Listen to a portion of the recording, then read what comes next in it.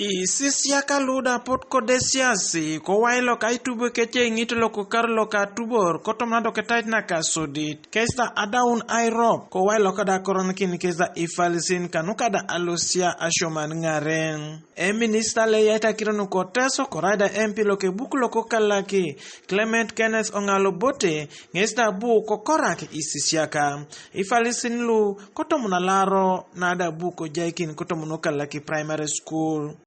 And we agreed that one of the things we need to do is to try and find ways of motivating performance in the district.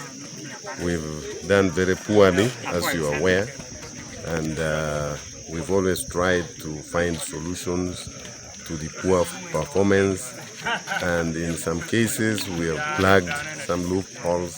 In other cases we still have challenges.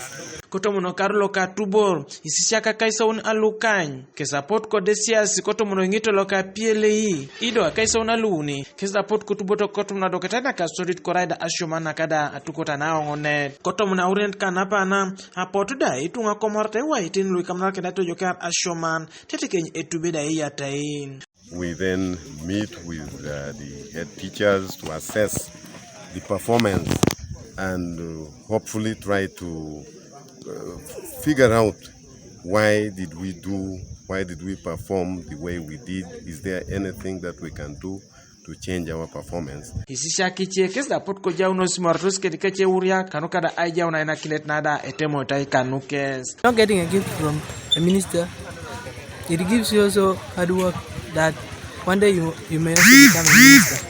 So other students and other people, I encourage you to work hard and get better grades than ours. Okay, I've received the mattress from Honorable Ongalo for Aikeun Miriam Joy.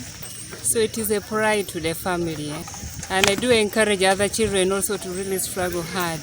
Kusedi ngarno kolo kisomeroi luajasi kesda pono kolimo na be yatain agogong tetekeny etube yatain kotomuno karo alebunit. Michael Onyenge, TV East, Kokalaki District.